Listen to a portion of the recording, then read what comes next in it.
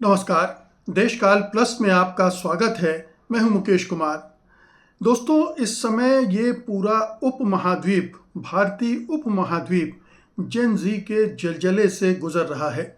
जेन जी का आंदोलन, उसका उभार, उसका जोश, परिवर्तन की आकांक्षा और लड़ने की हिम्मत, साहस, ये सब एक के बाद एक देशों में देखने को मिल रहा है।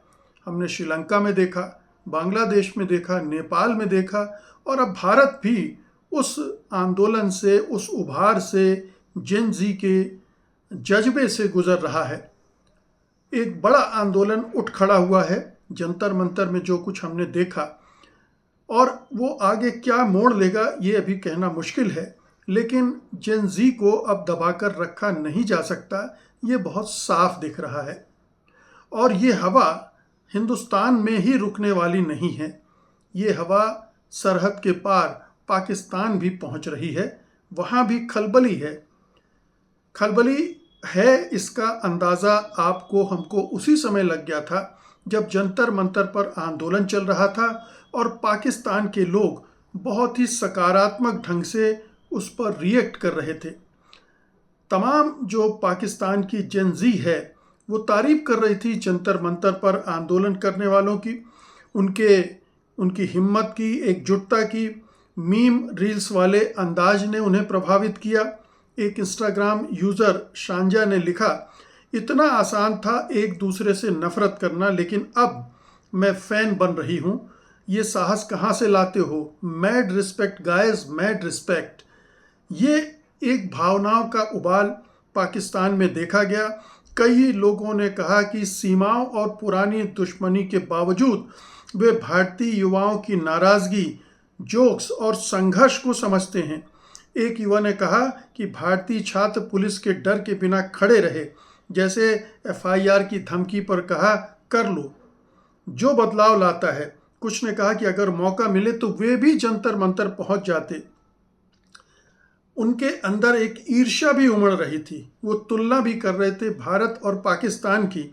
पाकिस्तान में उन्होंने कहा, हमारे यहाँ ऐसा क्यों नहीं होता? ये सवाल बार बार उन लोगों ने उठाया। कई ने भारतीय युवाओं की एकता, जाति धर्म से ऊपर उठकर लड़ने की तारीफ की और कहा कि पाकिस्तान में जातीय, सांप्रदायिक और क्षेत्रीय विभाजन के कारण इस तरह का आंदोलन करना मुश्किल है।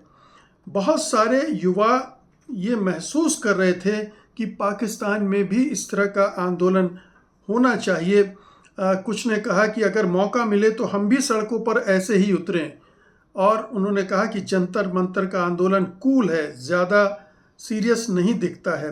कई ने रावलपिंडी और डी चौक, जो इस्लामाबाद में है, इसी तरह के आंदोलन करने की बात कही। लेकिन साथ में उनके अंदर ये भी एहसास था कि पाकिस्तान का सिस्टम अलग है, वहाँ सेना का, फौज का प्रभाव बहुत ज़्यादा है। असहमति को व्यक्त करना खतरनाक है, उस पर सख्तियाँ बहुत हैं। अधिकारी उनको उठा ले जाते हैं, उनको यातना देते हैं। छात्र यूनियनों का दमन पुरानी परंपरा है और युवाओं का रुझान इस समय देश में रहकर लड़ने के बजाय देश छोड़कर जाने का है। तो ये तमाम चीज़ें वहाँ देखने को मिली।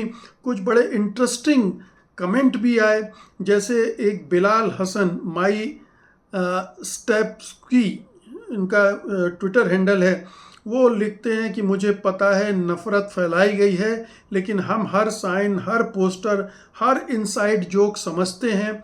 हम खुद को इनमें देखते हैं। आखिर हम तलाकशुदा बच्चों की तरह हैं। यानी भारत और पाकिस्तान अलग हो गए हैं, लेकिन हम दोनों बच्चे जो हैं वो तलाकशुदा माँ बाप की तरह हैं, बच्चों की तरह हैं, दोनों एक ही हैं। और वो भी लिखते हैं कि उन्होंने छात्रों को ब्रेव किड्स कहा, जो अपने देश के बेहतर भविष्य के लिए लड़ रहे हैं। एक एहसान मिर्ज़ा का भी मैसेज बहुत वायरल हुआ, जिसको करीब 9 मिलियन व्यूज़ मिले। उन्होंने लिखा, स्टूडेंट्स को हमेशा स्टूडेंट्स का सपोर्ट करना चाहिए। हम एक जैसे हैं। हमारे पूर्वजों ने एक ही रोटी खाई, एक ही ब्रिटिश से लड़ाई लड़ी और साथ में चेतावनी दी कि लाठी से आगे बढ़े तो जीवन जोखिम में न डालें। इस तरह के कमेंट आए जो पूरे माहौल को पाकिस्तान का बताते हैं और पाकिस्तान की जेनजी भारत की जेनजी से कितना जुड़ी हुई है, कितना उसको अपने जैसा मानती है, अपना मानती है, ये भी साफ दिख रहा है। तो ये एक बड़ी खूबसूरत बात है कि पूरे उपमहाद्वीप का जेनजी एक तरह से सोच रहा है और जो जड़ता इन देशों में आई है, जो करप्शन है, जो एक्सप्लॉइटेशन है, जो जेनजी का भविष्य को अंधकार में डाल रहा है, उससे लड़ने का जो जज्बा और जो मादा दिख रहा है वो अद्भुत है। लेकिन मैं पाकिस्तानी जेनजी से पूछना चाहूँगा कि अगर उन्हें ये आंदोलन इतना पसंद आया, जो भारत के जेनजी हैं उनका साहस, उनका उत्साह, उनका लड़ने का तरीका, उनके मीम्स और तमाम चीज़ें अगर वो इतना सराह रहे थे, तो फिर वो अपने अंदर ये आत्मविश्वास क्यों नहीं भरते हैं, क्यों नहीं वो उत्साह में संगठित होकर और फिर कोई मुहिम छेड़ते हैं। मैं समझ रहा हूँ उनकी दिक्कत भारत जैसा पाकिस्तान नहीं है। भारत में फिर भी इस सब के बावजूद कि 12 साल से यहाँ एक तरह का अधिनायकवादी शासन मौजूद है, अथॉरिटेरियन गवर्नमेंट है, फिर भी थोड़ी सी जो गुंजाइश लोकतंत्र के लिए बची हुई है उसका इस्तेमाल जेनजी कर रहे हैं, अपोजिशन पार्टीज़ कर रही हैं। पाकिस्तान में लगातार हम देख रहे हैं, एक तो फ़ौजी हुकूमत लंबे समय तक रही और नहीं भी रही तो पर्दे के पीछे से फ़ौज ही वहाँ सरकार चलाती रही। अभी भी शहबाज शरीफ बेशक पाकिस्तान के प्रधानमंत्री हैं, लेकिन डोरे असीम मुनीर के पास है, ये सब जानते हैं। लेकिन पाकिस्तान में जो कुछ हो रहा है उसको लेकर उन्हें लड़ना पड़ेगा, जेनजी को लड़ना पड़ेगा। अगर पीओके में इस तरह की चीज़ें हो रही हैं, जहां दमन हो रहा है, उसका भी विरोध करना पड़ेगा। जो बलूचिस्तान में हो रहा है उसको भी समझना पड़ेगा कि जो शासक वर्ग है और एक ख़ास तरह का नरेटिव बनाकर उन्हें बरगलाता है। तो अपने पाकिस्तान के लिए, अपने मुल्क के लिए, अपने अवाम के लिए और अपने भविष्य के लिए, मुस्तकबिल के लिए उन्हें लड़ना पड़ेगा। ये सोचना पड़ेगा। ये डर से, जैसे हिंदुस्तान के लोग भी अभी तक डरे हुए थे, वो डरे ही हुए थे इसलिए कि ये सरकार भी टारगेट करके जो भी सामाजिक कार्यकर्ता होते हैं, आंदोलन करने वाले होते हैं, उनको कानूनी लफड़ों में फंसाकर जेल में ठूंसकर, आप जानते ही हैं कि सोनम वांगचुक को कैसे अरेस्ट करके 6 महीने तक जेल में रखा गया।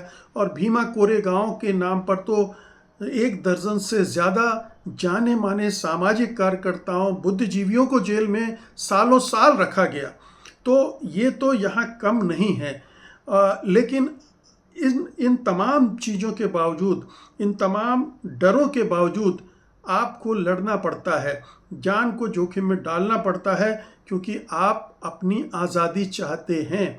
यहाँ ये दरअसल ये जो खौफ बना के रखा गया, इससे आज़ादी की भी लड़ाई है, अपने लोकतंत्र की भी लड़ाई है, अपने फ्यूचर की भी लड़ाई है। एक जो बैड गवर्नेंस है उसके खिलाफ भी ये जिहाद है। तो आपको भी उस तरह से कुछ इश्यूज़ को आइडेंटिफाई करके इस तरह की मुहिम चलानी पड़ेगी, उतरना पड़ेगा। बिना सड़कों पर उतरे, बिना जोखिम लिए आप अपने मुल्क को नहीं बदल सकते हैं। जैसे आप हमारे जेनजी के प्रति सद्भावनाएं दिखा रहे थे, हम भी आपके प्रति सद्भावना रखते हैं। हम भी चाहते हैं कि पाकिस्तान में लोकतंत्र आए, पाकिस्तान की जेनजी भी उनका भी भविष्य संवरे, वो भी फले फूलें। ये भले ही एक सीमा है कि वहाँ पर अपोजिशन को और असहमति को बर्दाश्त नहीं किया जाता है, लेकिन उसके तरीके जिस तरह से कॉकरोच जनता पार्टी ने निकाले मीम्स के ज़रिए, कुछ ऐसा इनोवेटिव आइडिया आप भी ढूंढ सकते हैं। आपको भी ये सोचना चाहिए कि जब पूरा उपमहाद्वीप, पूरा इंडियन सब कॉन्टिनेंट बदलाव की तरफ जा रहा है, पूरा जेनजी इस पूरे इलाके में एक नए भविष्य की तलाश में है, तो क्या आप इस डर से कि फ़ौजी हुकूमत आपको बर्दाश्त नहीं करेगी, चुप बैठे रहेंगे, अपनी ज़ुबान बंद करके रखेंगे, ये सोचना आपको है। ये मैं आपको उकसाने के लिए नहीं कर रहा हूँ। मैं आपको एक, चूँकि भारत में पाकिस्तान को एक दुश्मन मुल्क की तरह देखते हैं लोग, मैं नहीं देखता हूँ, तो ये लग सकता है कि मैं पाकिस्तान में कुछ अव्यवस्था, अराजकता के लिए प्रेरित कर रहा हूँ, लेकिन ईमानदारी से, बहुत ही गंभीरता से ये बात मैं आपसे भी कह रहा हूँ कि आपको उठकर खड़े होना होगा। आप उठकर खड़े होंगे तो आपको भी यहाँ के जेन ज़ी से वैसा ही समर्थन मिलेगा जैसा आपने इस जेन ज़ी को, हिंदुस्तानी जेन ज़ी को दिया था, और जैसा आप खुद सोचते हैं कि ये नफ़रत पैदा की हुई है, दोनों मुल्क के सियासतदानों के द्वारा पैदा की गई है, दोनों मुल्कों के उन फ़िरका वराना तबके द्वारा की गई है जो नफ़रत में ही जीता है, जो वायलेंस ही पसंद करता है। तो इससे निकलना है, इससे निजात पाना है, आज़ादी पाना है, तो एक लड़ाई तो लड़नी पड़ेगी। अंग्रेज़ों से एक लड़ाई लड़ के हमने आज़ादी पाई थी, अब एक और लड़ाई इन सब चीज़ों से निजात पाने के लिए, आज़ादी पाने के लिए लड़नी पड़ेगी। बहुत बहुत शुक्रिया आपका, धन्यवाद, नमस्कार।